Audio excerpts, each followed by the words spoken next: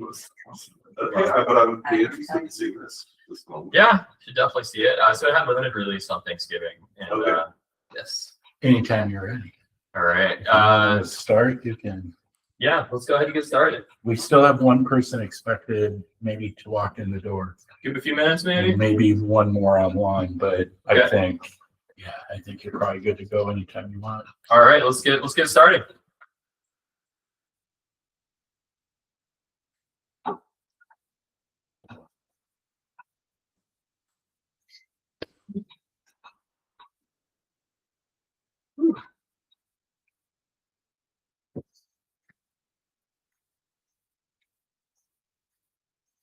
We good? Yeah. All right. Joseph, it's all yours. Hey everybody, my name is Joseph Hopkins. I am going to be talking to you today about an Old English spell, which I refer to as the 9-plant spell. It's more popularly known as the 9 herbs charm, and we'll get into that.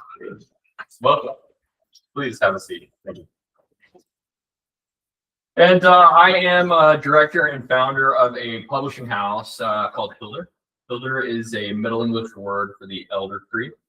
And we do a lot of stuff relating to plant animism, historical plant magic, and related topics, including the 9-plant spell. Now, the 9-plant spell was a very special project for me when we initially embarked on it as a web-based project. We wanted to make a approachable, even poetic translation widely available to the public. Back before we even considered starting Hilder. So at our website, Mimisbrunner, and I'm going to pronounce that very anglicized so you all know how to find it, mimisbrunner.info. You can still find the initial draft with some modifications of the 9-plant spell there. Some of you may have also caught a film called Hamnet by Chloe Zhao.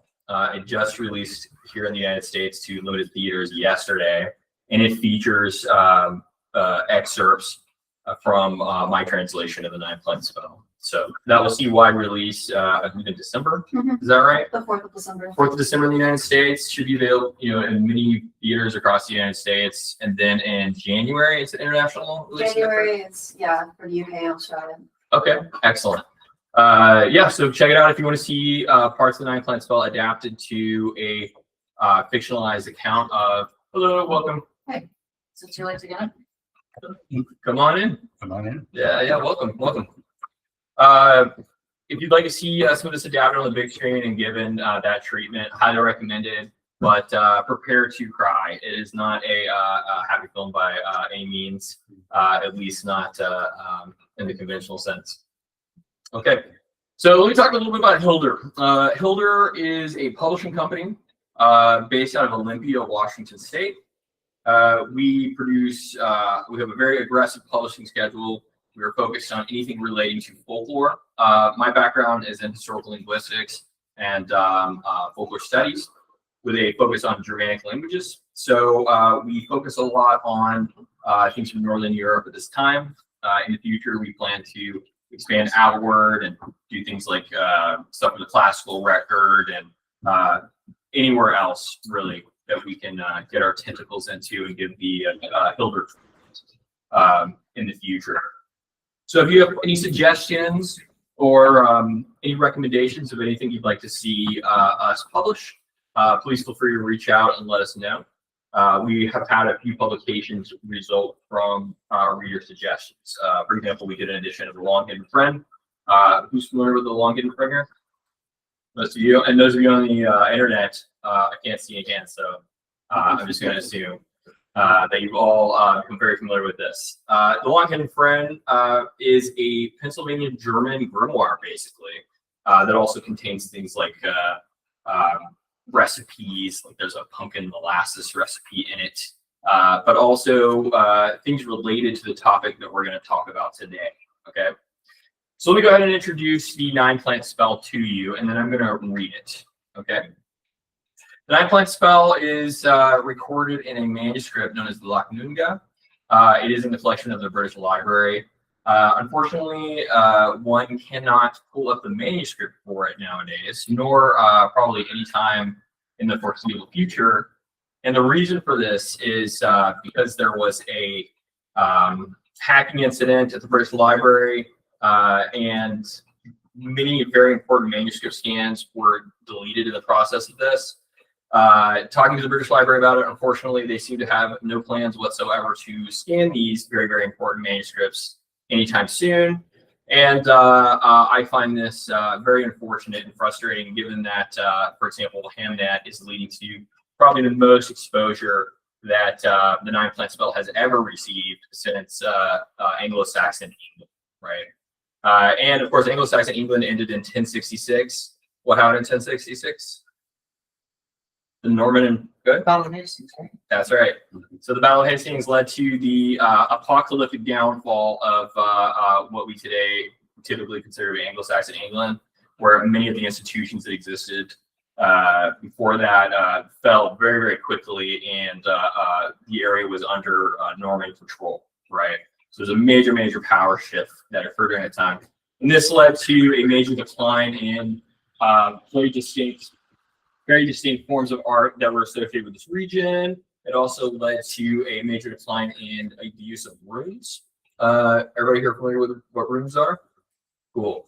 So for those of you tuning in from afar, runes are the native alphabet of Germanic speakers. And although they were essentially annihilated on the continent during Christianization, post-Christianization, they continued into regions like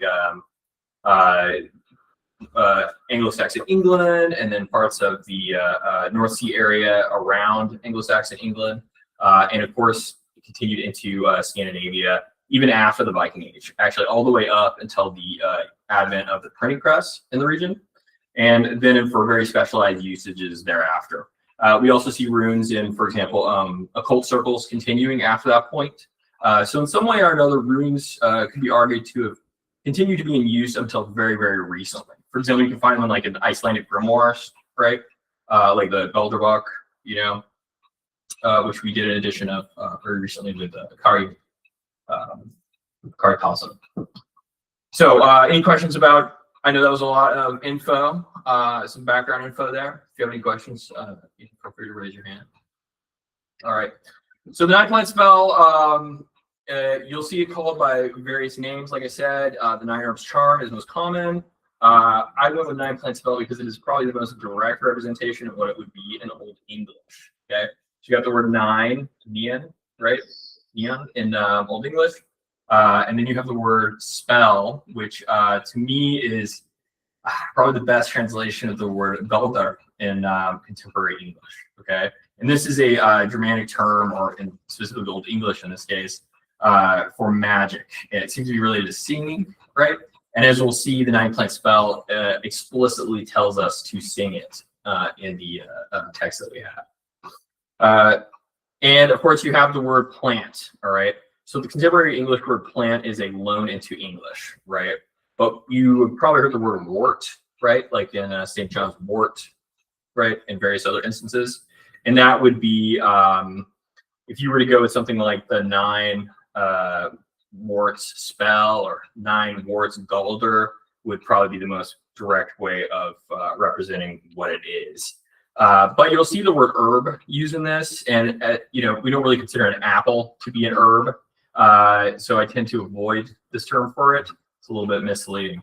An apple plays a huge role in this text, as we'll talk about. All right. So this spell is recorded in a single manuscript. In the manuscript, the Lochnuga manuscript, the spell is by far the most ornate.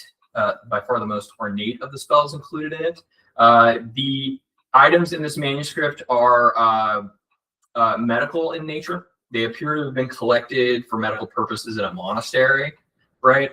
We don't know exactly why or what is going on with it, but it is a very, very important Old English, one of the very most important Old English manuscripts. And the 9-plant spell, all the items that is collected, all the items that are collected there, invokes the god Woden, right? And Woden lives on today in the word Wednesday that we have, right? Every one of the English weekday names comes from a Old English god name, with the exception of Saturday, and we'll talk about that a little bit later. But the word Woden is cognate, as in meaning that it is from the same linguistic origin as the Old Norse form of this, which gets loaned into English as Odin, right? We don't continue with the native form of this god's name in English. Instead, during scholarly rediscovery of these topics, we end up loaning in the Old Norse form of it instead of continuing the Old English form. So we end up dropping the w phoneme, for example. All right, so I'm going to go ahead and read this spell. So this is a stylized translation of the text. And what I mean by this is I've taken some liberties here and there to make it a little more readable, a little more smooth, versus the direct translation of the text, which you'll also find later in this edition. And it has, you know, warts and all, in that there's question marks, I know, right? Question marks about this, and, you know, why is it this, or should this phrase be this way? I have found that people tend to bounce off that pretty hard. We initially presented the text in direct translation only, and it was very difficult for many people to read. So as a translator, you make a lot of decisions, and one of those decisions is allowing the text to be just readable for, you know, everyday people, right? People who themselves have not had to sit down and try to translate the text. And this leads often to a very straightforward version of it. You know, ideally in mass market editions of translations, in my opinion, you have an edition of the original text, right? Or maybe a few of them if there are more than one manuscripts and they differ a lot, right? Or in addition to this, rather, you end up with a direct translation. And this can be with lots of notes and a lot of question marks, commentary, and on top of that, a stylized translation, right? So we're going to go ahead and read my stylized translation of the ninth one spell. Remember, mugwort, what you brought to pass, what you readied at Regenmount. You are called Una, that most ancient plant. You defeat 3, you defeat 30. You defeat venom, you defeat air illness, you defeat the horror who stalks the land. And you, waybread, plant mother, you are open to the east, yet mighty within. Carts creaked over you, women rode over you brides bellowed, over you bulls snorted. You withstood it all, and you pushed back. You withstood venom, you withstood air illness. You withstood the horror who travels over land. Now this plant is called Stuna. She who grows on stone. She defeats venom. She grinds away pain. She's called Stetha. She who withstands venom. She chases away malice, casts out pain. This is the plant that fought against the worm. She is mighty against venom. She is mighty against air illness. She is mighty against the horror who travels over land. You, venom loather, go now, the less from the great from the less, until for both he receives a remedy. Remember, chamomile, what you brought to pass, what you accomplished at Allerford, that no one should lose their life to disease, since for him chamomile was prepared. This plant is called Wergulu, who a seal sent over sea ridges to aid against venom. These 9 plants defeat 9 venoms. A worm came slithering, and yet killed no one. For wise Woden took 9 glory twigs, and smote the serpent, who flew into 9 parts. There apple overcame venom. There the worm would never find shelter. Phila and Finnel, a most mighty pair, the wise Lord shaped these plants, while he, holy, hung in the heavens. He sent them from the 7 worlds, 7 ages of man, for wretched and wealthy alike. She stands against pain. She stands against venom.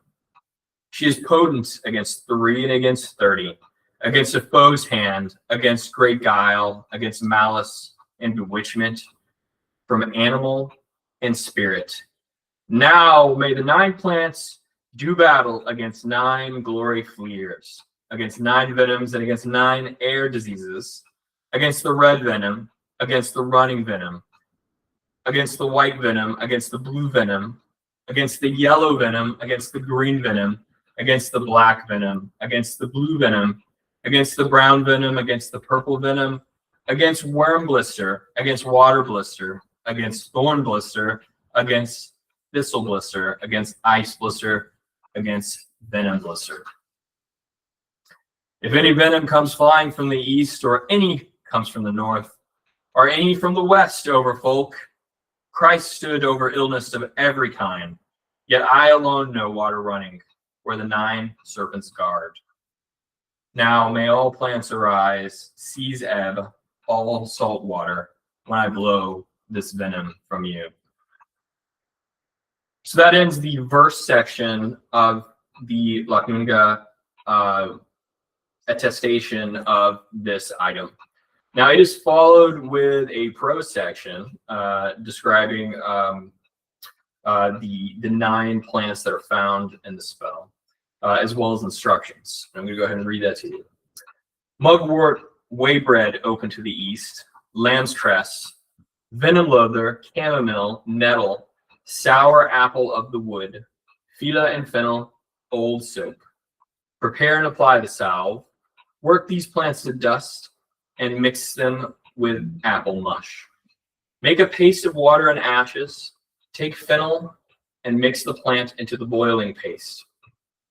Bathe the wound with an egg mixture, both before the patient applies the salve and after. Sing the above Gulder over each of the 9 plants. Sing the Gulder 3 times before the patient self-applies the salve, and sing the Gulder 3 times on the apple. Sing the Gulder into the patient's mouth. Sing the Gulder into each of the patient's ears. And before the patient applies the salve, sing the Gulder into the patient's wounds. Okay. So we see an intense emphasis on the number 9 in this, and then 3, and 3 thrice, of course, 9 throughout this. You'll notice there was this long section on colors. Okay. And although blue is represented twice in the text, this is not accidental. You know, this adds up to be 9 different colors when you look at the structure of the alliterative verse, right? And I should say this is a classic example of Germanic alliterative verse. Alliterative verse being based on alliteration, as the name would imply. But the earliest example we have of this type of poetry in the region is on a golden horn found in Denmark, one of the 2 golden horns of Galapagos, right? On it is an Elder runic inscription that provides us the earliest currently known example of non-controversial alliterative verse, and this is from the 300s. This horn is. And this is, of course, long after that. Several hundred years later, we find this attested in that particular manuscript. This type of verse is also what you find in Etic verse is alliterative verse, Skaldic verse is alliterative verse.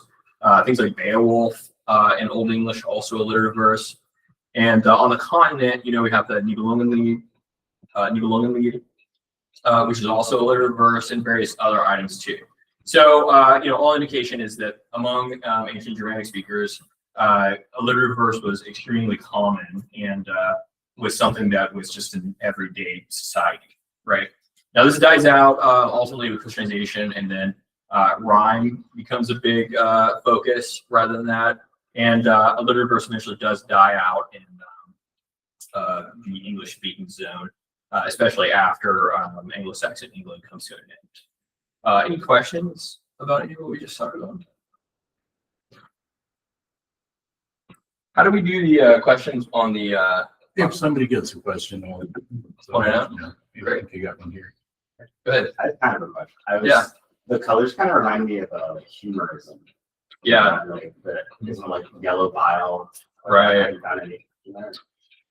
There's some discussion about this, but in the comparative material, what you'll find is typically the worms are these different colors as well, and other worm spells. There's a whole genre of them, and we're going to read some examples of this too.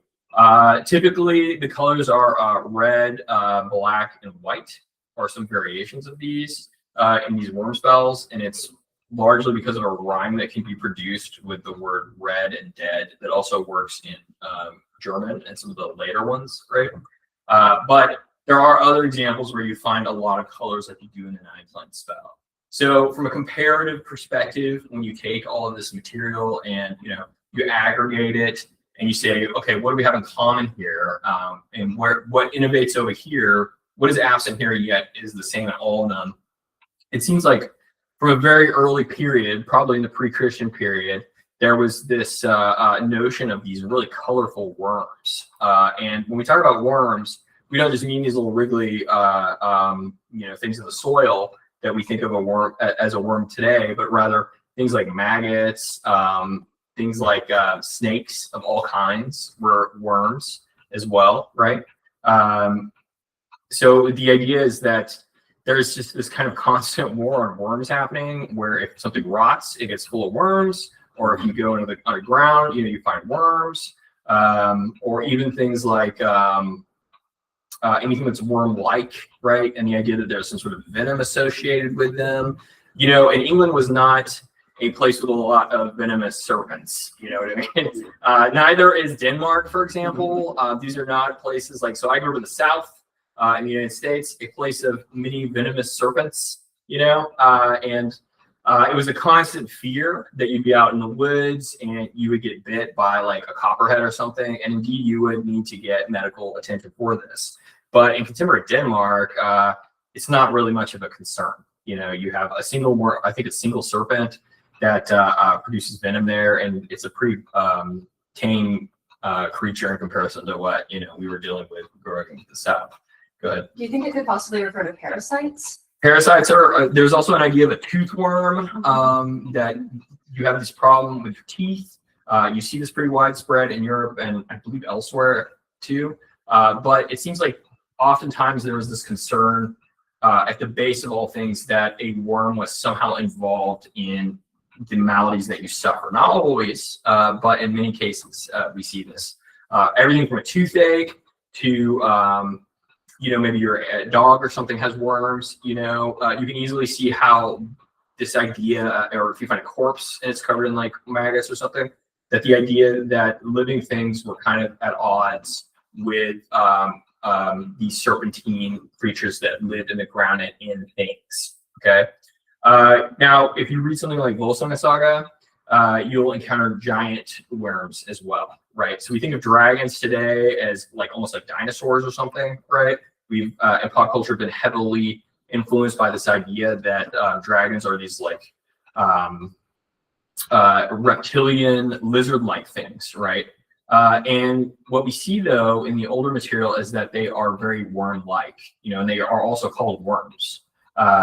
So you can have these tiny worms and you can have big worms. In the 9-plant spell, you have both of these things, it seems.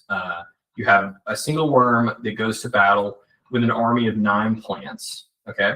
And these plants are personified and described very much like migration period warriors, okay? Almost like Valkyries or something like this, because they have a mythical location associated with them, like Allerford and so on. Locations that you don't have anything written about, okay? So if there was a story involving them, it is lost to us, but it could also simply be that if a plant was called a great warrior and perceived as a great warrior, they should of course have some sort of location that they committed great deeds at, right? Even if it's not a specific location. You see what I'm saying? And as the spell is conceived in the text, I read it as in as the speaker invoking and calling upon these 9 great warriors to go to battle with this worm who's causing this disease. Okay, and Woden in the Germanic corpus is very much a sort of war chief figure. He decides who wins in battle. He is this sort of necromantic, witchy healer, perfect for a migration period war chief, for example. And those sort of memories echo through things like Beowulf, right, where you have this idea of migration period warrior society, right? And of course, the Anglo-Saxons were very aware of where they came from and told stories about it and shared, legendary Germanic material that we also find on the continent and in Scandinavia, in the sadly far too few examples that we have in the Old English corpus of these things, right? And that's important to remember here. So, the 9-plant spell is only comes down to us in a single manuscript, which the British Library treats very poorly, as we've discussed, but is very, very important in our understanding of this material. There is no spell quite like this on the record. There are some that are similar that we're going to talk about, and we'll read you some, but none of them are nearly as ornate as this, or as complex as this, and nor, I would argue, as poetic as this. Okay, and certainly none of them invoke Odin like this one does, making it very much an enigma in the Old English corpus. Right, the pre-Christian gods were not really talked about very much. Think about this being. Keep in mind the context. We're talking about manuscript culture, okay? And manuscript culture is introduced into the area with Christianization, right? There was, of course, writing. There's literacy, but not in the manner in which we see in manuscript culture, where manuscripts are produced in scriptoriums, where there's a whole industry around it, where monks are producing them, and so on. That is all new, and there's not a ton of reason why they would be discussing pre-Christian gods. In fact, it would largely be taboo, especially when, for example, you have Old Norse speaking invaders from Scandinavia coming in and sort of repeating this process where people come from regions like Denmark and conquer, parts of the British Isles, which is what led to the creation of England in the first place, right? History kind of repeating. And those invaders were also pagan, right? So there became this big moral panic around it, which makes it even more interesting that this is recorded as it is, and that it uses an Old English form of the god's name rather than, say, an Old Norse form of the god's name. And that was a lot, so if you need me to clarify any of that, please let me know. We just skipped over a lot of time and a lot of history with that little side of discussion. Yes? Do you think it could have been intended similar to how, the Irish monks reduced, the native Celtic gods to heroes, something like the Gesta Danorum, where Odin and then Tyr become just mortal kings, and it was meant that kind of way? So in this case, I could see an argument for that, but then the animism with the plants, they don't become rationalized in that sense, right? To me, the marks of this form of rationalization that you're discussing are not apparent in this, but could be, because Woden, as we discussed in this new edition, was also referred to as a founder of the royal houses of Anglo-Saxon England, right? Little known fact, we find them in the genealogy of kings. We find the genealogy of kings to often mention Woden as a founding figure there, right? Sadly, his wife Frigg is not mentioned in these genealogies. That would be excellent to have a direct attestation of Frigg in the Old English record outside of the weekday named Friday, right? But we get very, very little information. We only get a handful of direct mentions of Woden in the entire Old English corpus that we have it, right? And this happens to be one of them, especially in a mythical context like this, where he's doing things like leading a war band of plants and going to war against this great worm to help somebody. Very, very interesting, and actually very understudied historically. We included in this new edition the very first English translation of the text, and you might be surprised as to how late it was. It was in the 1800s, and the whole story about it is very, very interesting too. Not to get too far aside from what we were just talking about. Did that answer your question? Yes, thank you. Excellent. Cool.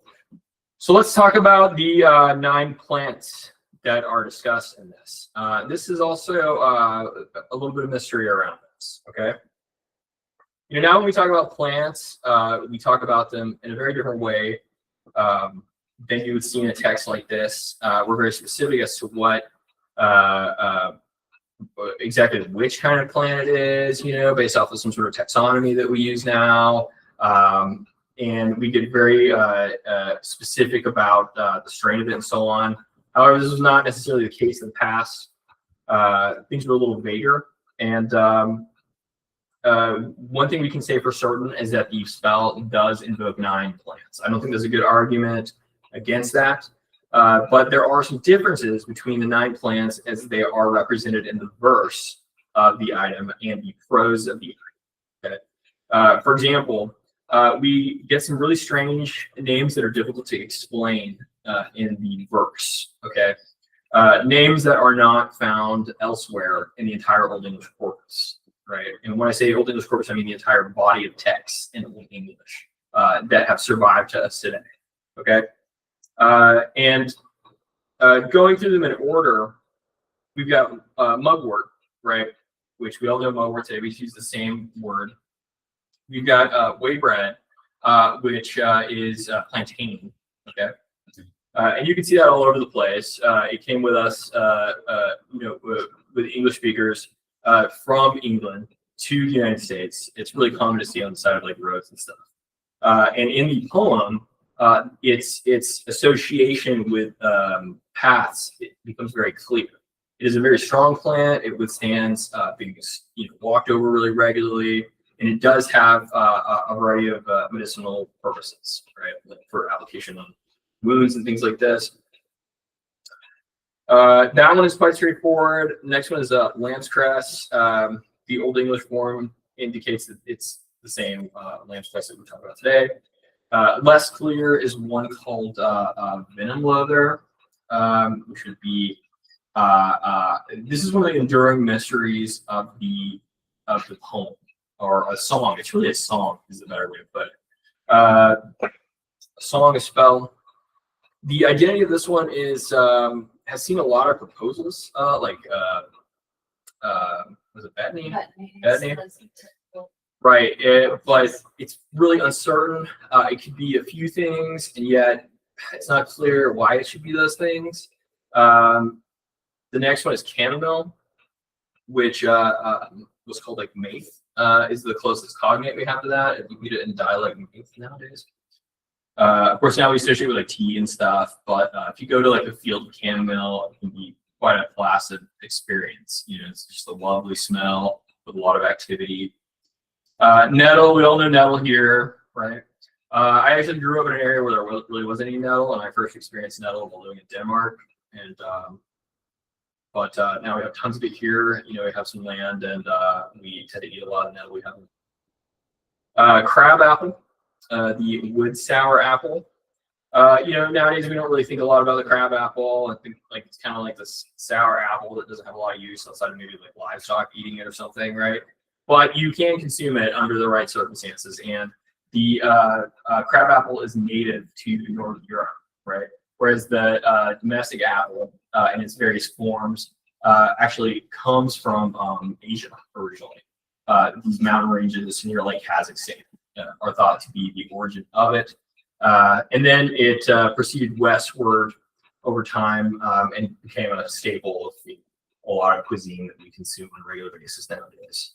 But the crab apple appears to have had a pretty important conceptual place among ancient Germanic speakers.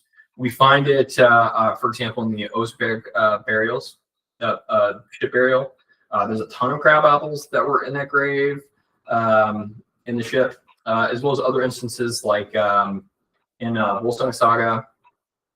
The apple is presented from the gods to lead to the birth of the hero Volsung, and appears to be associated with fertility because his name means phallus, basically. Penis is what his name means.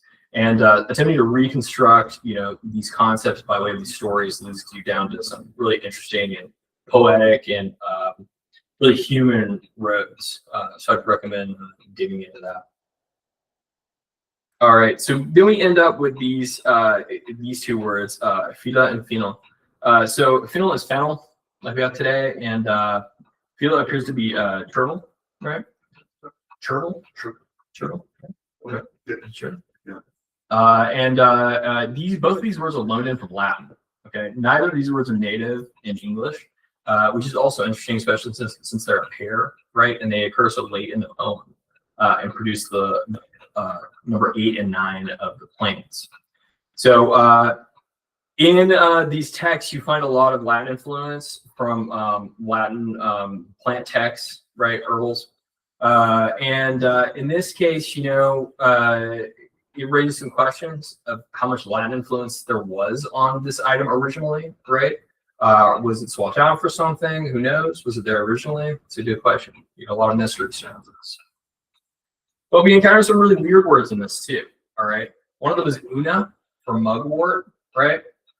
And there's been a lot of question as to why this is. Like, what's going on with this word for mugwort? There's also another one, where lulu, that we see, which is a little less clear as to which plant that refers to. But with mugwort, when we were working on, and I say we, I mean the Hilder team, with Sarah Bonadia George, the Swedish folklorist, we were working on Freud's Apples, right, another book. And we asked Sarah to go to various folklore archives in Sweden and see if she can find, interesting things about plants that haven't been published or discussed to date. And she actually encountered, to our great surprise, an instance of an item that refers to mugwort in a very similar manner to the 9-plant spell. Let me go ahead and read you the English translation. If you call me mugwort, I will cure neither wife nor cow. But if you call me luna, I will cure both your cow and your wife. Okay, so this word luna is obviously very close to the word una that we find in the Old English instance, despite them being separated by nearly 1,000 years and them being, distant in place. Okay, so they're distant both in place and time. But of course, Sweden is culturally very closely related, especially to Anglo-Saxon England, right?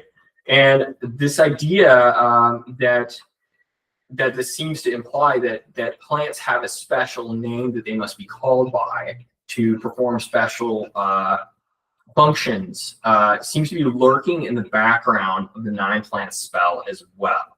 So all of these odd names like Wergulu, Stuna, Stitha, these names all may well be kind of hidden names or true names, or however you might want to call them, for plants that those who are in the know would know to call the plant to sort of activate special properties, or maybe you can even interpret it animistically to where you call it by the name it wants to be called, and therefore you have a sort of relationship with the plant, right? There's a really fascinating avenue to go down with this spell that I haven't seen discussed before this. Prior to this, the form una was often considered to refer to the Latin word one, right?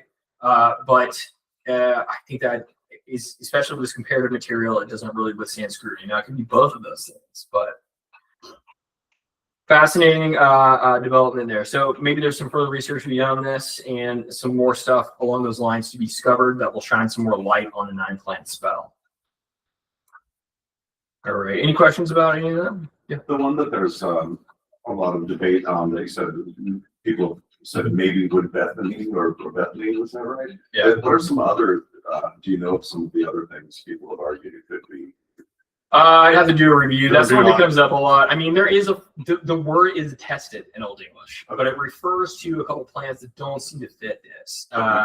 We don't do a deep dive in this. I recommend Pettit's edition of the Lagnunga to get more information about that and see his commentary and some more comparative stuff. There's also the Old English Herbarium that has a lot of these plant names, right? And a lot of this comparative stuff comes from these herbals that were in use in Anglo-Saxon England. And a lot of them, essentially what they are is interfacing with Latin material that's making its way into these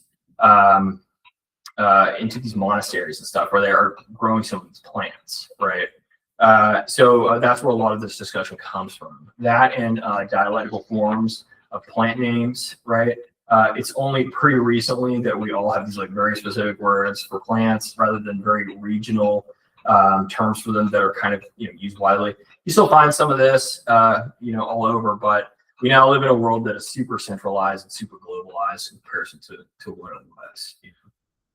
And on the ground, people who were farming and dealing with these things in Anglo-Saxon England at the time, we sadly don't get a ton of insight on that either. Those were the kind of people who were not doing things like compiling manuscripts or anything like that. It's just whatever would end up in the monastery. And you do find a lot of writers who champion the monasteries and stuff like this. But the reality is that monasteries were a island in a larger world, right? Very, very different life than those who would live otherwise. So we do get a window through the monastery, but it is a window into the monastery and not the window into the countryside in many cases. You know what I'm saying? So it's funny. It's fascinating when something like the 9-plant spell ends up in a monastery. It's not the only time this happens. The Magick spells, which we'll talk about, also end up on a manuscript for some reason. It's unclear. Now and then something kind of seeps in into these spaces. Cool. And on that note, let me go ahead and read the Magick spells. We can talk about that too, because that's really related to what we're doing here. We put out an edition of the Magick spells not too long ago, and we're gonna read the second one. We talk about some commonalities.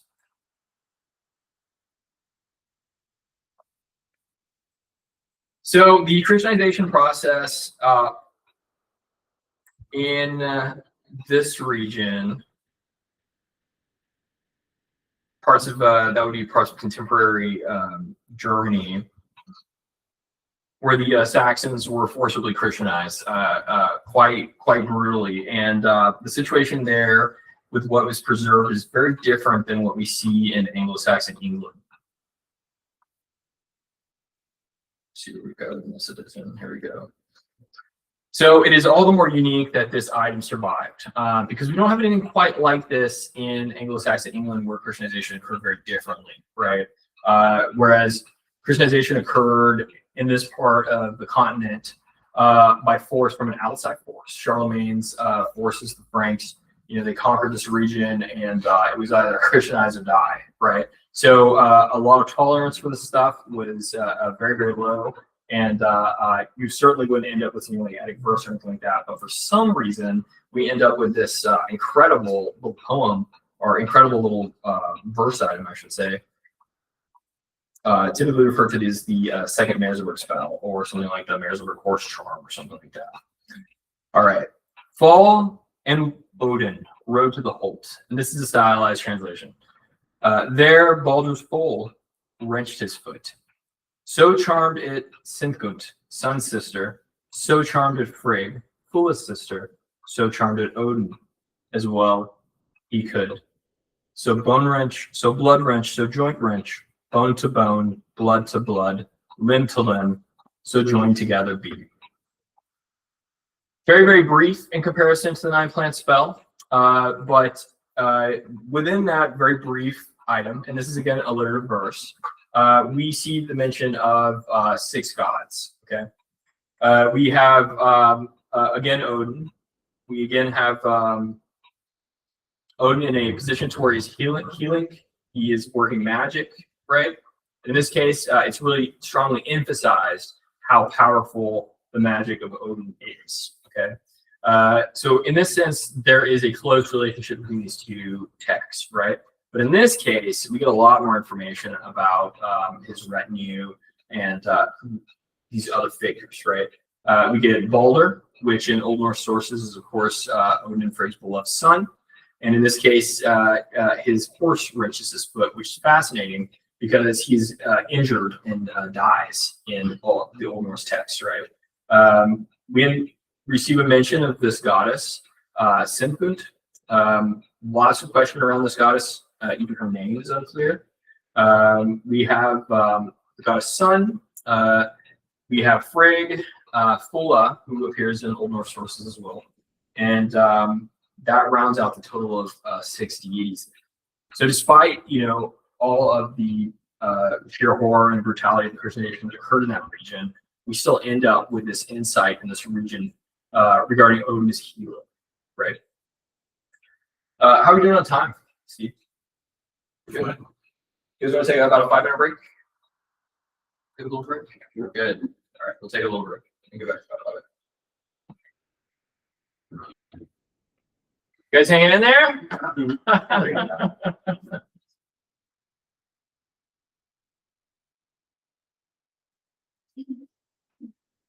That's you. Nice to see you again. Nice to see you. Sean. Sorry. Thank you.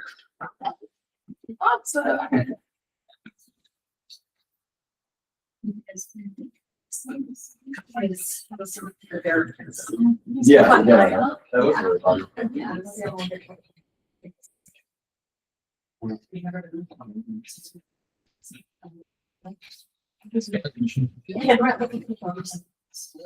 Yes, what I saw. Really excited. Yeah, we're at the National Museum. Next month again. Yeah. Yeah. Oh my gosh. Also got a Christmas party. This beautiful, beautiful location, ballroom we rented out. So like a Christmas market. Yeah, Reykjavik. Should be amazing.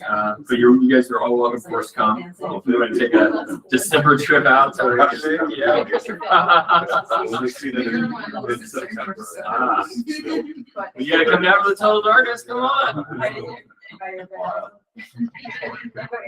Yeah, it's gonna be a good time. Great time.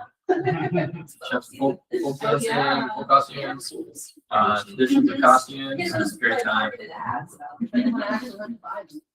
Yeah. How long are you going to stay? We will be there for at least 10 days, doing much stuff over there. But those two things are gonna be the highlight. We got some really cool Christmas tradition stuff at a little symposium.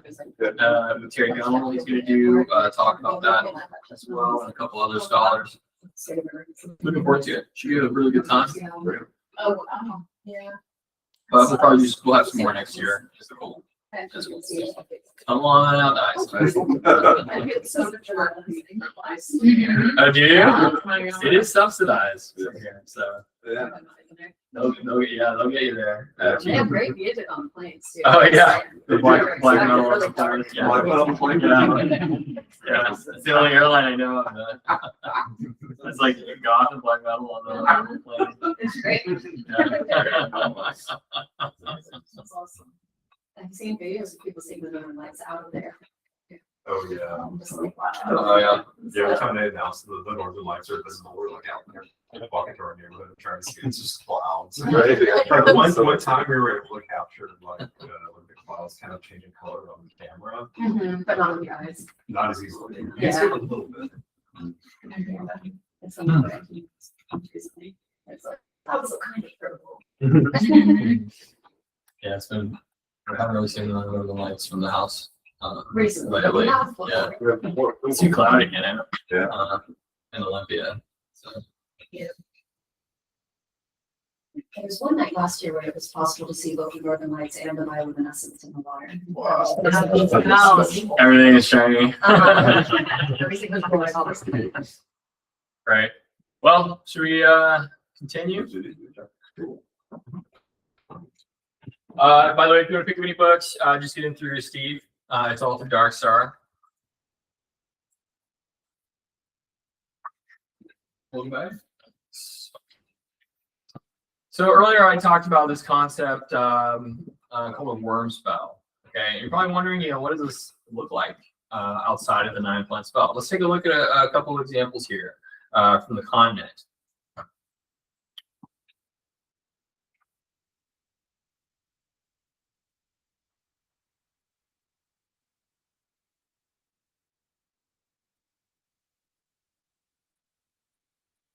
Somewhere in here. All right, here we go. All right, so we've got 2 examples. These are both in some of the earliest forms of the German language. Old High German and Old Saxon. Okay, these two instances. So this first one is called Fornesia. All right. Go out, Nesso, with 9 little Nessos, out from the marrow into the veins, from the veins into the flesh, from the flesh into the skin, and from the skin into this arrow. 3 Our Fathers. Okay, so that's one. And this next one, very, very similar. Go out, Nesso, with 9 little Nessos, out from the marrow into the bone, from the bone into the flesh, out from the flesh into the skin, out from the skin into this arrow. Lord, make it so. Right? Very, very, very similar. They clearly both come from a common source, right? Even structurally, linguistically, everything about them indicates that they both come from a common earlier Germanic continental form, right? And you'll notice some similarities here, right? We have the get out Nesso, okay, with 9 little Nessos, all right? With 9 planet spell, we have the single worm, and then explodes into 9 worms with 9 different colors of venom, right? Now this word Nesso, bit of a mystery, a lot of discussion about this. No clear answer as to what this word means, and what this word means. It appears in some other German stuff later on. So it appears to have been in circulation in the post-Christianization period, in medical texts and medicinal items that were just kind of spread around, and they just kind of pop up in manuscript culture in these instances, right? Now moving forward, in the Long Hidden Friend, which was published in 1820 in Pennsylvania, right, German language. I'm going to read to you one of the 2 translations that were produced in English in the 1800s. We don't know who did them. They're anonymous, but they ended up being quite influential throughout the rest of the United States, right? To kill the worms in the horse. Call the horse by its name and say, the worms hast thou, then I seize thee by the brow.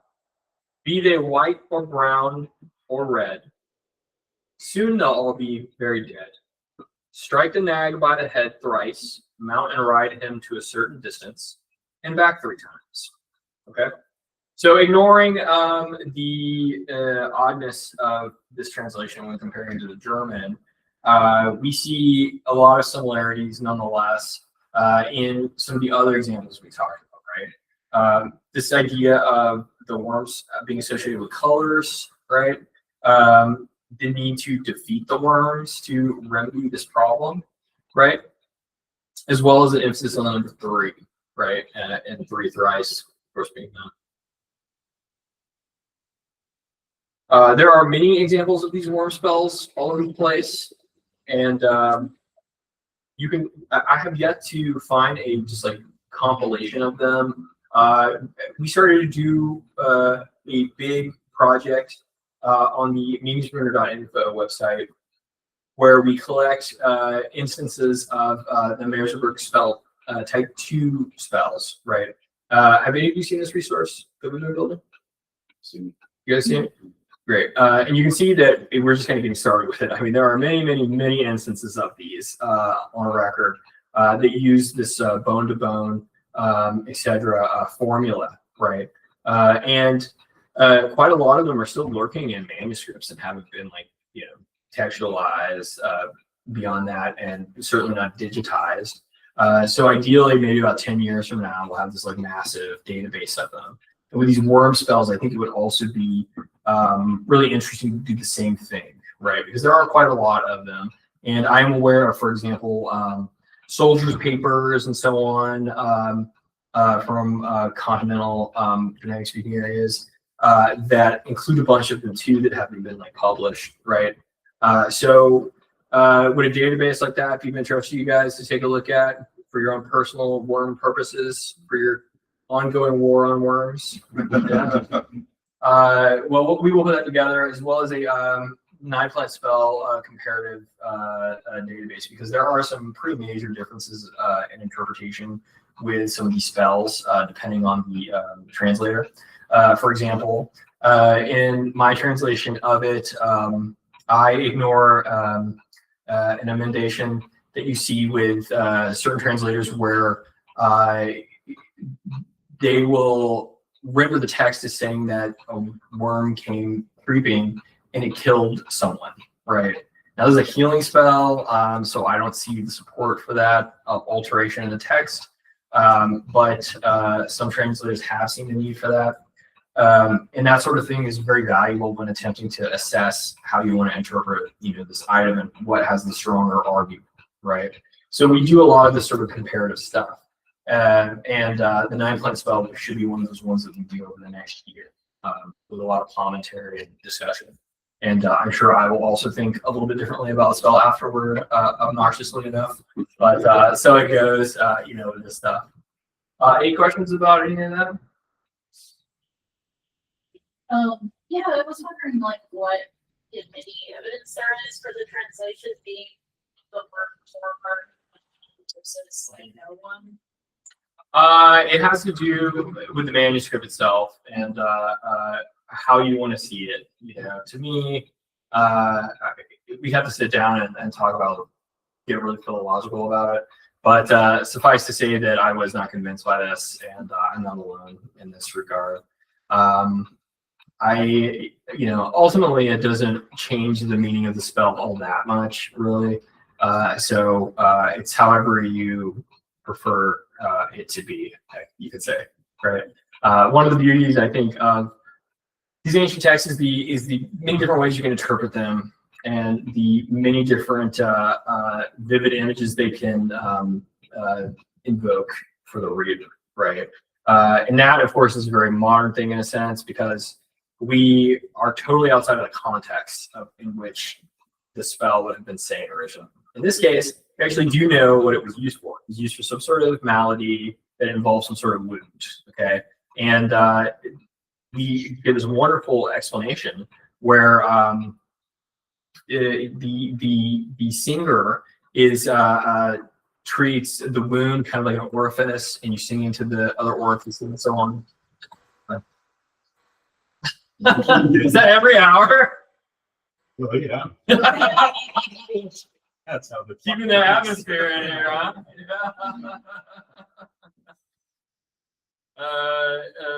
Yeah, so, again, we are really missing a lot of context. We don't know who is singing this. We can assume it was some sort of folk healer in a village, maybe, By the time this is recorded, it's also well after Christianization of the region. Whatever exactly that means. I mean, you still have like Wolfstan railing against people venerating elder trees way into the late Anglo-Saxon period. So it's very likely that a lot of folk practices simply just continued after Christianization. Maybe they had a little tweak or adjustment here, and maybe they didn't have the support of rulers anymore, so you couldn't have like open sacrifice or open feasts dedicated to gods and stuff like that. But that doesn't mean that things did not continue. In fact, I would say that everything points to various aspects of society simply continuing after that, whether or not it had a new coat of paint on top of it. When we see with Lady Elder, for example, in the Southern Scandinavian area,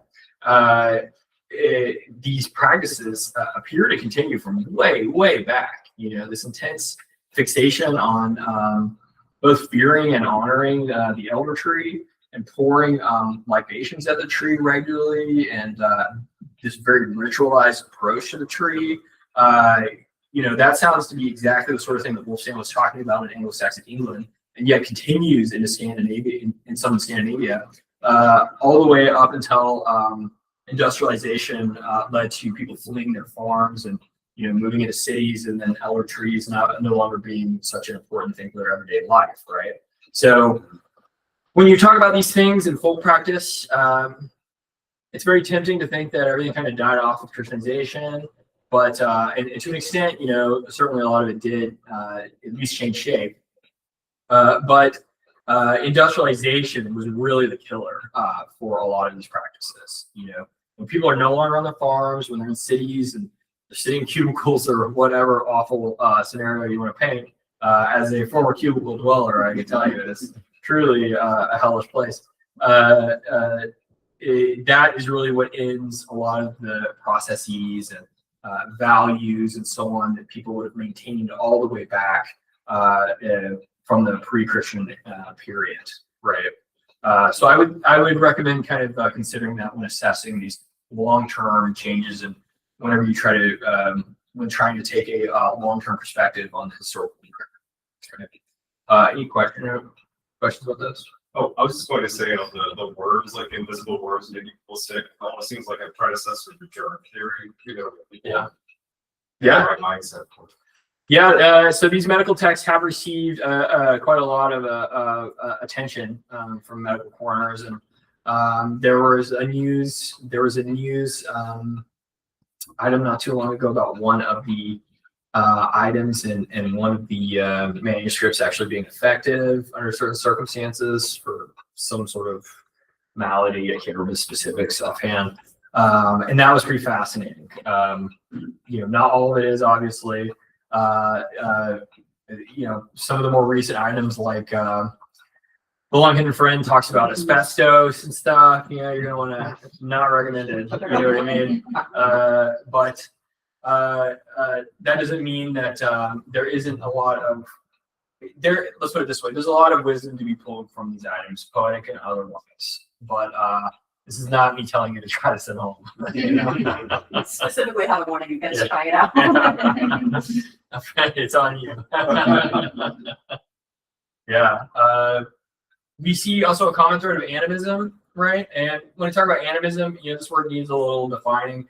It wasn't that long ago where scholars were like, "Oh, don't you use this word," and suddenly it came back into fashion. This is the trouble with this kind of prescription in scholarly circles.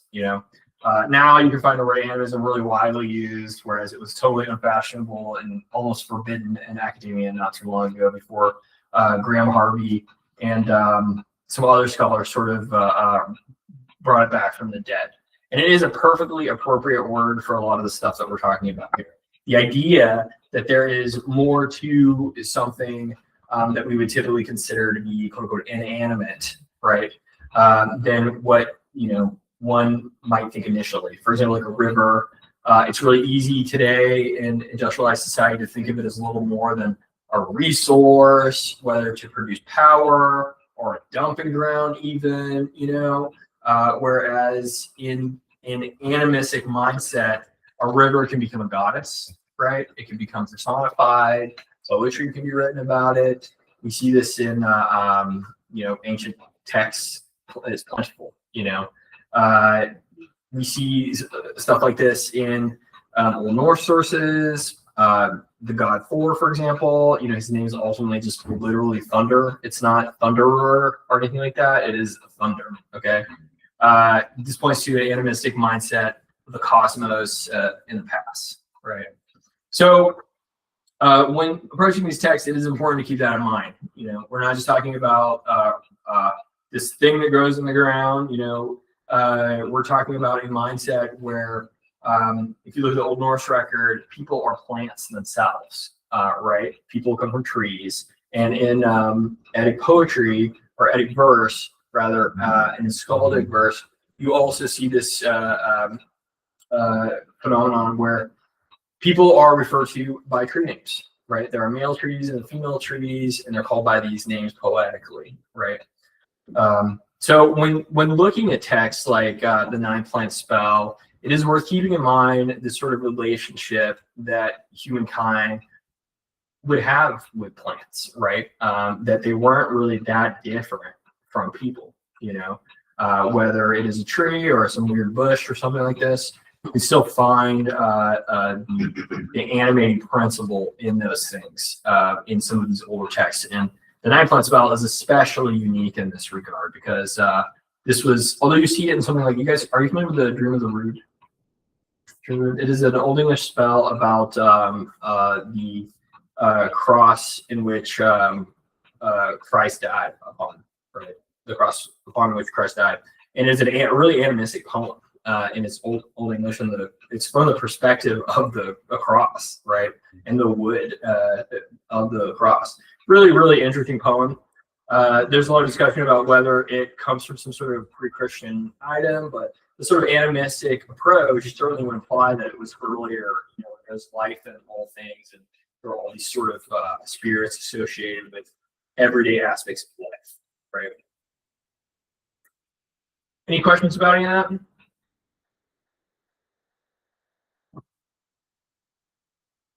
All right, we're going to L9. Yeah, right. 8:39. Let me read to you the first English translation of the Nine Planets. And I want to thank you guys for coming out the day after Thanksgiving. This cozy little get together here. I appreciate that. Normally we do these like really theatrical and big things with all these like people. So it is it's nice to just have a little FaceTime with a small group out here.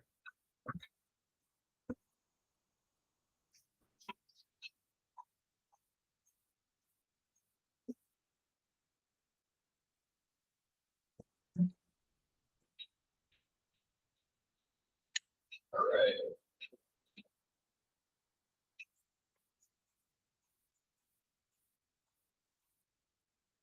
Sorry, the second edition we included so much stuff in it.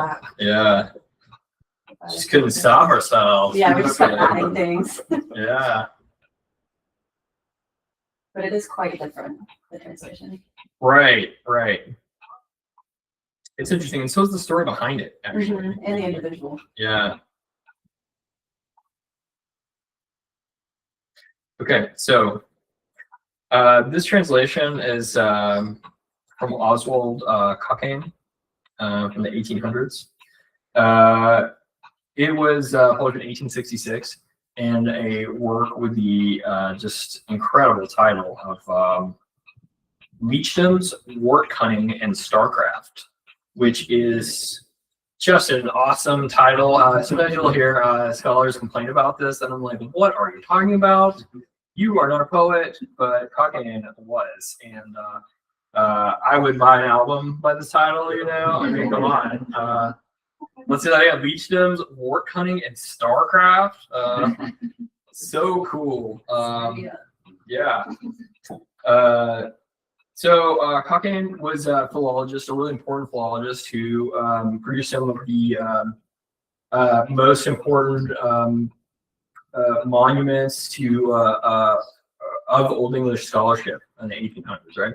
Nowadays, he's mostly forgotten. It's mostly because of the circumstances of his death. Okay, so when he was alive, he grew in a poor family and became really enamored with Old English and philology in general, being the study of language by way of manuscripts and similar things, right?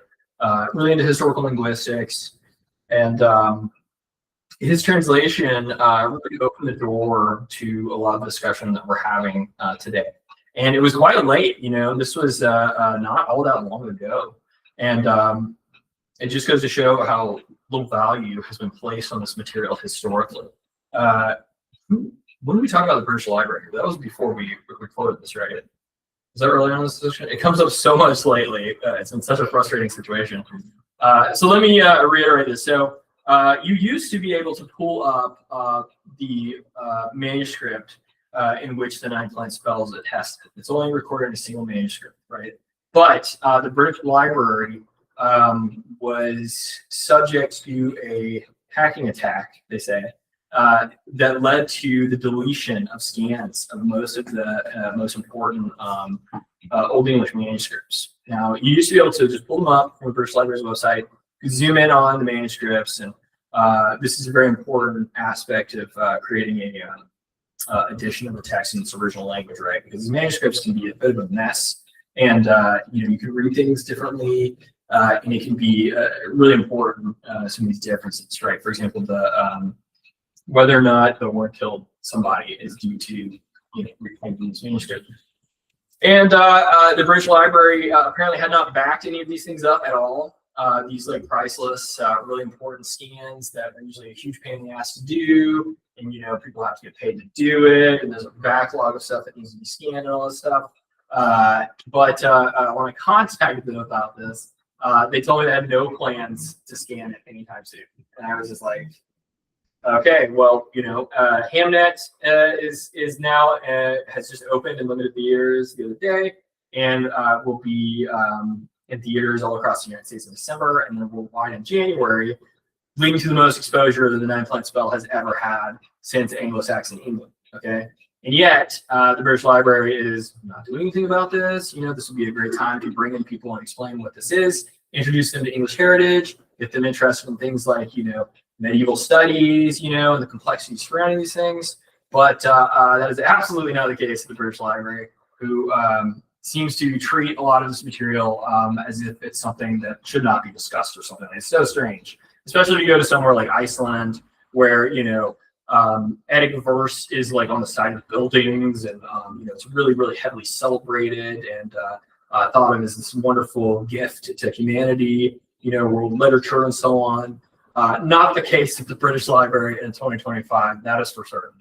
So it's a shame that I can't say, hey, go check out this manuscript and take a look at it yourself, see how you feel about it. Maybe the edition that I produce, you produce a different edition or something like that. We would love to some people that way. Go ahead. I'll just quickly add that you can still find the first page online. That has survived. Enjoy. Page one. In low resolution too.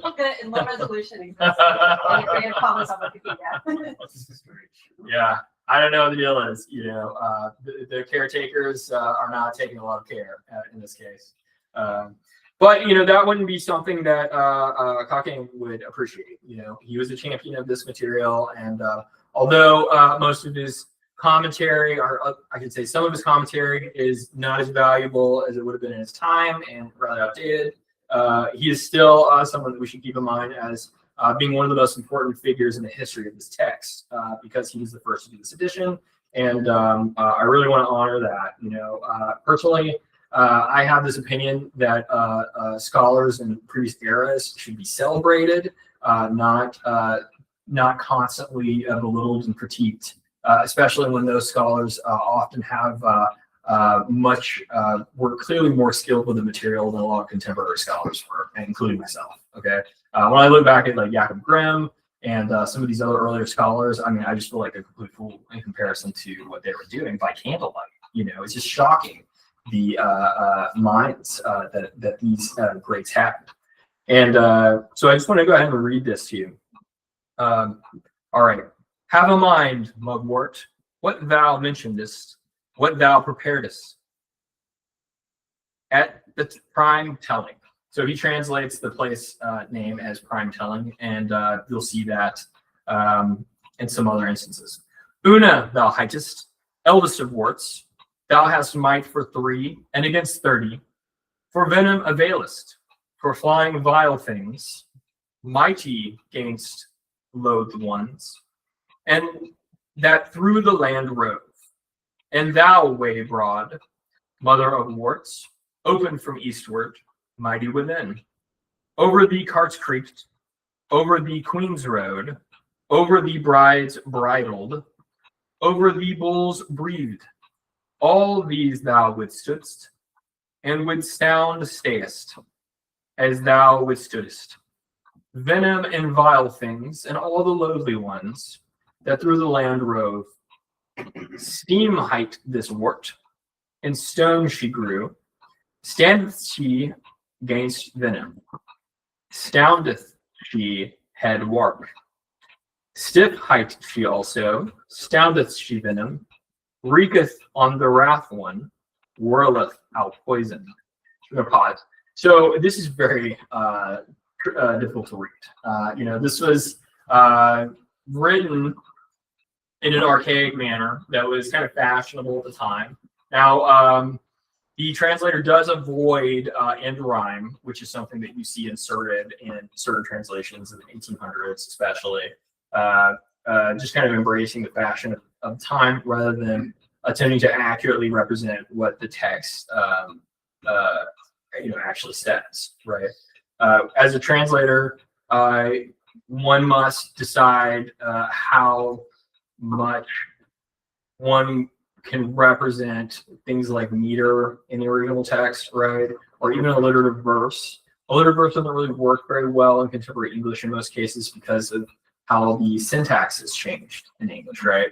So contemporary English is really dependent on word order, right? Whereas Old English was much less dependent on word order, allowing you to do things like move words around a lot, right? And with alliterative verse, you're meeting certain alliterative needs. So you'd have to have like and so on, right? Depending on how your verse is set up. But in this case, there is a certain amount of alliteration attempted.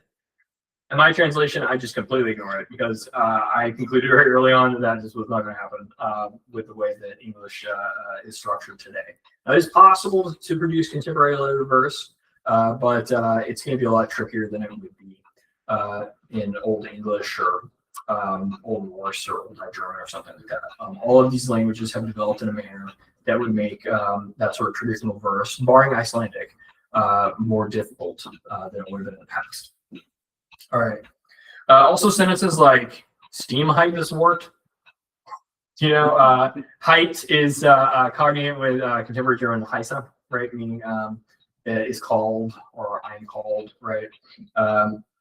You see this in some like early modern English. It's still used, but rarely today will you say like I height Joseph or something like this. You know, people won't know what you're talking about in English.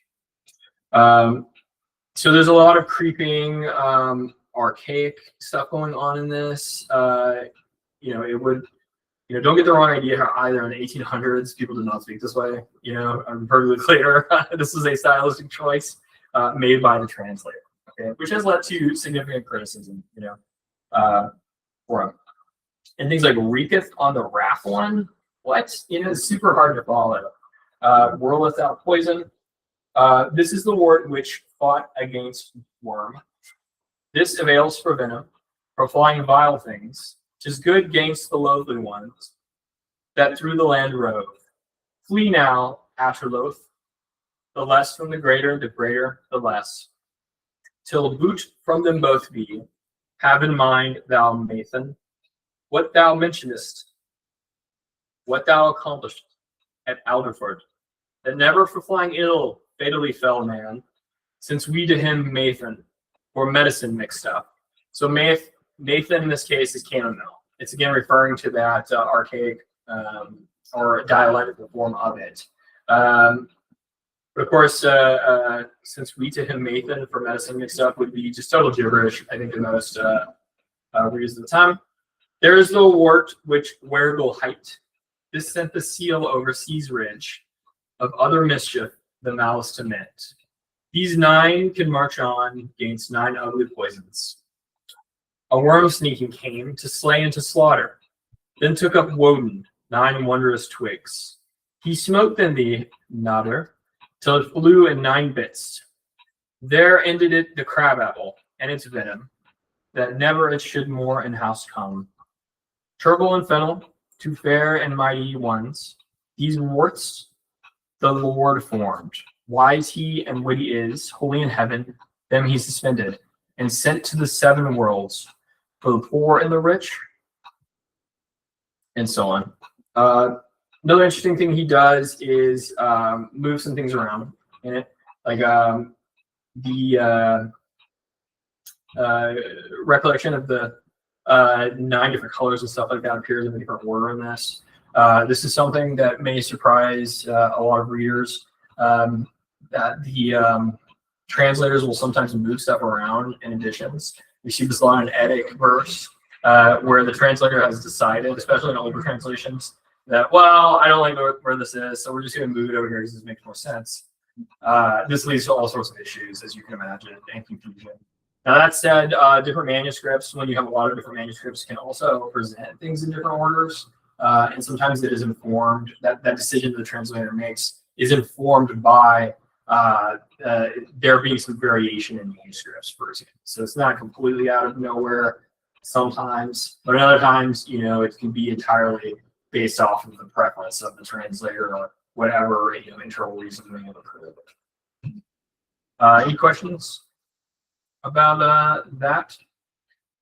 So we're going to put together a resource that goes into more depth about this and discusses some of these differences, because I really do think that these comparative editions provide a lot of insight that would be hard to get on.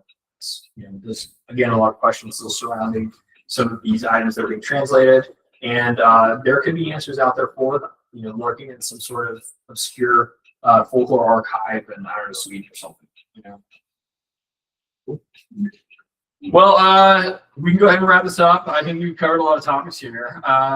Any questions I can answer for you? Anything you want to comment on or talk a little bit about? We have a little time. Go ahead. I have a question. So just back to the Una Luna thing. If I recall correctly, doesn't the taxonomical name refer to Artemis? Artemisia, yeah. So there's let's talk a little bit about that. And again, with the Latin influence. And the classical references. I just thought it was worth bringing up. Right. So without going too deep into this, the form Luna, this is in Germanic, moon is a male entity, okay, and sun is female. In the classical world, it's the opposite, right? And in the after Christianization, or around the time of Christianization of Rome, you see a movement towards certain female figures being increasingly associated with the moon, right? And Artemis is one of these figures, right? Where there's a sort of merging happening, or maybe there's already a movement towards that in the background going on. The exact mechanics are kind of unclear, right? But this plant, mugwort, is known by the name Artemisia. So it has a particular association with Artemis in the folk beliefs and plant lore, I guess you would say, associated with it. And it being associated with Luna in the Old English period seems to imply that there was some sort of lore surrounding it, right? And we do see some discussion about this in some of the texts. However, Una, it would be a bit of a jump to bring it to Luna until you find this much later Swedish reference that implies that it was probably Luna originally. I would argue. Or I would say there is an argument, a really, really good argument for it. Yeah. I'd encourage Sarah, to maybe produce a paper for peer review about this, because I do think that this is like a missing avenue into a previously missed avenue into further understanding some of the stuff around the spell, particularly, and the potential for classical influence, learned influence in some aspects of the spell too. That's worth assessing. Hopefully I will be able to report, more developments of this in the future, and some of the mysteries around this will be a little more cleared up. But I wouldn't hold your breath about that anytime soon. Who knows? Yeah, I just found that interesting because there's a lot of contemporary mentions of mugwort being associated with dreams, and of course that happens during when the moon is out.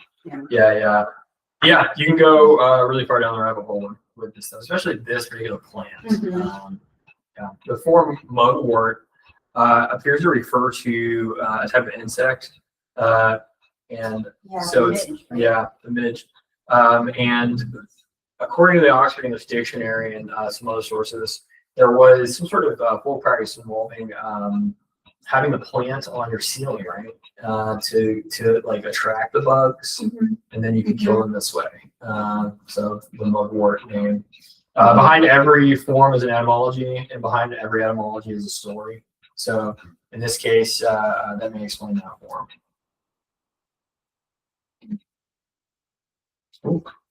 Good. You said you were going to touch on the Saturday or more. Yeah, let's talk about weekday names real quick. That's always a fun topic. All right, so every day we invoke the name of West Germanic gods in English, right? Let's talk about exactly which those are. We have 7 days of the week nowadays, and we have had them for quite a while. That has not always been the case, though. And It appears, at least as far as can be assessed by way of historical linguistics, when the 7-day standard developed in Rome, right, and that's a long story as to how that exactly happened. It spread into Germanic-speaking territories, right, and historically scholarship has received this as being from some sort of influence from Rome, right? Leading to this 7-day system in Germanic-speaking areas from a pretty early period. Okay, and it appears that it entered into the West Germanic sphere first, and then it spread northward. All right. Now we have Monday, which is Moon's Day. The moon being by all implied pretty strongly to have been a god, okay, a male deity. And Tuesday, which is the god Tu, okay, which is Tyr in Old Norse, right? In Old Norse text, he loses his hand. He seems to be associated with war. There are other indications that he's associated with the thing, the assembly, right? You have Wednesday, which is Woden's Day. Odin. This day name has a long history of being censored in other areas. For example, in contemporary German, it's midweek, right? It's because the form, the deity name has been purged from the name. It was considered too dangerous or too pagan, so it's simply removed. Then you have Thursday, which is Thor's Day or Thunder's Day, if we were to continue with it. The word thunder would be thunar in Old English. The d phoneme comes in later, right? So Thursday is a contraction of a form of that.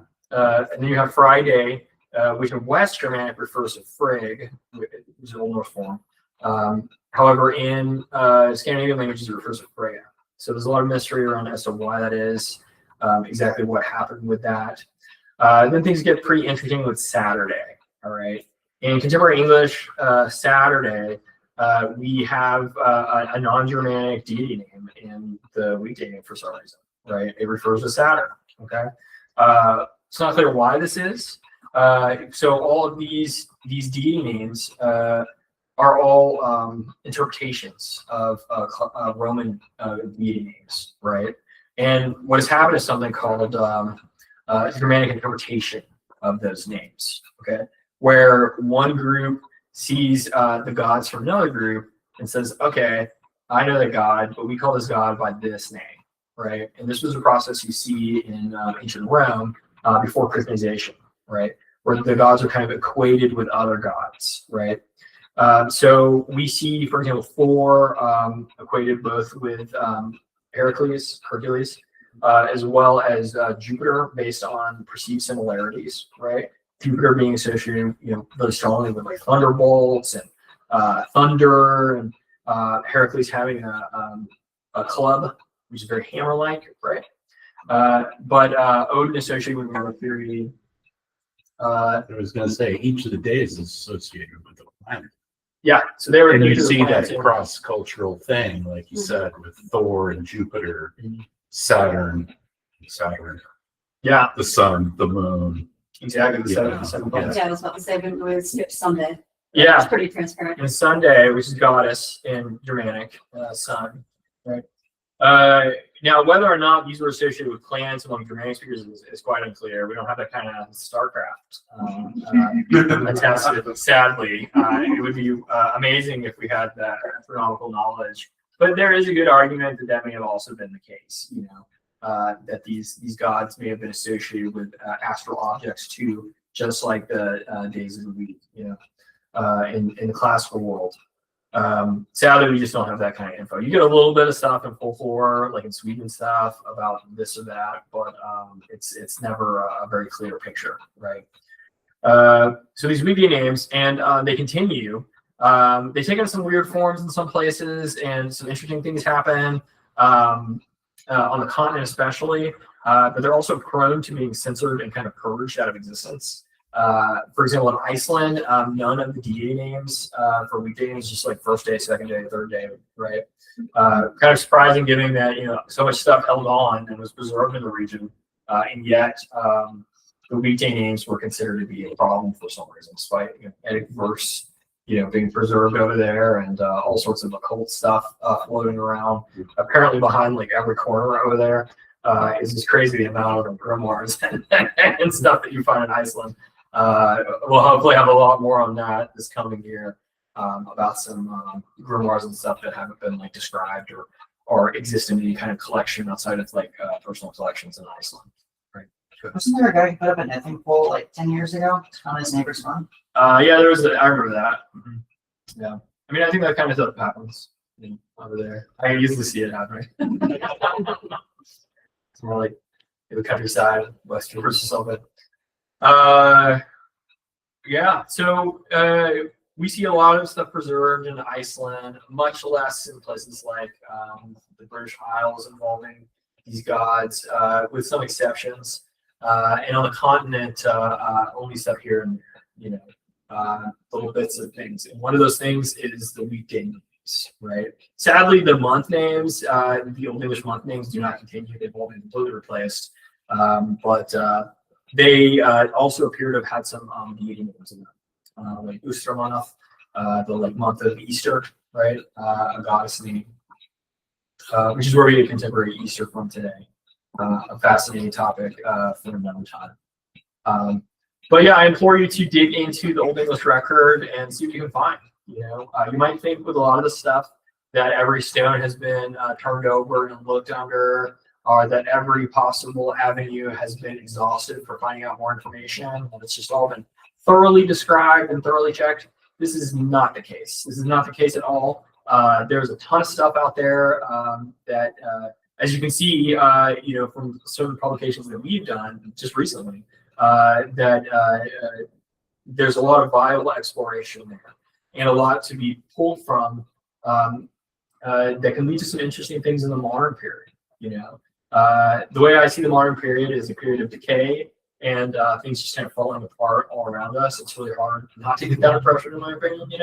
But by looking to the past, you get insight into how things could be a little different. Or, you can pull some very powerful things from the past into the present that can inspire and lead to different thought patterns, different ways of assessing the world. Like we talked a little about animism.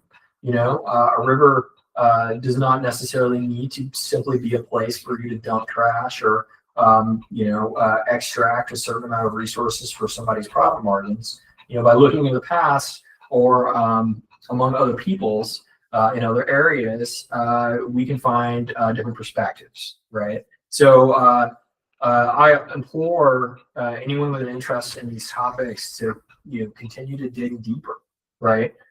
Check out other publications from other publishing houses, works from other scholars, and take a look and compare it. I'm always recommending comparing translations. Okay, my translation is surely flawed in comparison to other translations. You can say that about others, and it's because every translation is ultimately imperfect from the standpoint of the original language. You're not going to get a one-to-one translation. You're going to lose things like alliteration, and alliteration was a big part of this. A really, really big part of this. A lot of the choices that were made were clearly due to the demands of alliteration. The quality of singing this, alliteration would certainly heighten that. You don't get that at all in the translation I produce.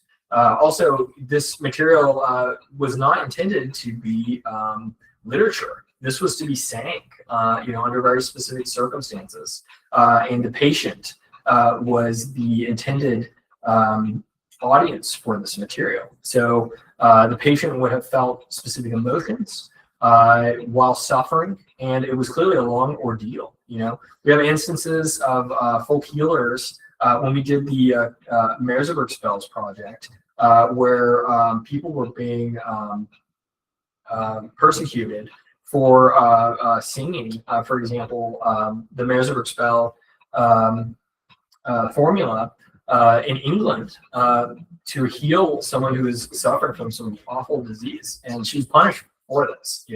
And now we can see that this was a tradition that went way, way, way back at the time. And we had someone who was simply continuing the tradition as best as she knew how, And basically the state decided to punish her for it. And then later, Victorian scholars mocked this individual, which to me is just intensely frustrating, let me tell you. Because when I find it, I'm like, I can't believe how wonderful this is. This is amazing to me. So there are many, many little stories like this to sort of rediscover from the historical record that earlier scholars have, either ignored or paved over. I just didn't see the value, or in some cases, earlier scholars really championed, and contemporary scholars simply ignore it or aren't familiar with it. Things are in a really chaotic state, I would say, with contemporary scholarship, especially with things like AI making their way into the scholarly world. For me, even, it has become extremely difficult to trust anything that I'm reading, even from a typically upstanding academic institution. I admit contemporary papers, I frequently suspect them of having been at least partially LLM generated. I know peer review processes nowadays also involve a certain element of AI, which is also intensely frustrating. It's really difficult to escape it. So we are now seeing what were once the most trustable and respected institutions just being completely taken over by big tech and just becoming a part of the sort of machine. And I don't know to tell you about that outside of turning to places where that's not going to be the case. Everything from the contemporary medical industry, I guess you can call it, all the way into academia, is being kind of taken over by these big tech LLMs, the generative AI. So approach that with caution would be my recommendation. It's a really odd situation to be championing a publishing company where we have very strict policies about this, and then at the same time seeing these like super well-funded organizations in humanities just completely pouring AI slop to the troughs of the masses, and then the reporting on it also being at least partially LLM generated, and the comment section being full of it. I mean, it's a wild world that we live in now, am I right? It's a wild thing. I had not too long ago a friend telling me about a situation where it appeared that a friend of his had started to just talk to him through ChatGPT prompts, and he noticed a change. So I can't tell you what tomorrow will bring with this stuff, but I can tell you that we have taken a pretty strong stance about this, and everything from our art to any kind of communication that you have in the builder has zero involvement with big tech. My background, besides all this time with historical linguistics and folklore studies, actually was working for tech companies, right? For nearly a decade, I worked and managed. I worked for a few different tech companies, including one that was focused on generative AI in the no-code mobile app testing space in Seattle. And watching the stuff boiling up was pretty horrific, I have to say. And then eventually, not only my position, but all of those that I managed, at various points, I have teams of over 100 people, from editors to writers to subject matter experts, were just laid off, completely replaced by AI prompts. So, I don't want to end this with some sort of as a downer, but I do want to let you know to just be careful out there. A lot of the things that we used to tell people about when researching this material to keep an eye out for have become much less of an issue when compared to just the pure slop that is coming out of these big tech hoses on the internet. You never know what you're seeing from these. So approach with caution, and if we can help in any way as you navigate this material, feel free to reach out. We really pride ourselves in being really friendly and receptive to communication. So please feel free to reach out. Yeah, and I will just add that we do start that edition with kind of a statement on like, take this outside and read it aloud. And I would really encourage anybody who's interested in that spell to look at the Old English, and just, even if you don't know how to pronounce things, just read it the way that you see it, to feel the words in your mouth, to get a sense of this alliteration. It really does have an incantatory effect. You'll feel the rhythm of the words. Yeah. And it's really impactful that way. Yeah. Yeah. Any questions? Any comments? What about online? Anybody on there? All right. We're going to wrap this up then. Thank you so much for spending a little time with us at Dark Star Magic. Thanks a lot to Dark Star Magic for hosting us for this little event. I really appreciate that. It's always a pleasure to come down here in Portland and see you guys. So thanks again. And I really want to implore anybody here to support small businesses like Dark Star Magic. The only way to get away from the tentacles of these big companies that want to control everything you do and monitor you is to support independent, passionate projects like Dark Star Magic, as well as Hilder. You can create a world outside of that by taking your hard-earned money and attention and putting them towards independent establishments versus buying something on Amazon or something like that. It really does make a huge difference, and it's the only way that things like this can exist, and we can continue to have alternatives to Amazon's next product or venture. So again, thank you so much, guys, and have a great night. Yeah, thank you.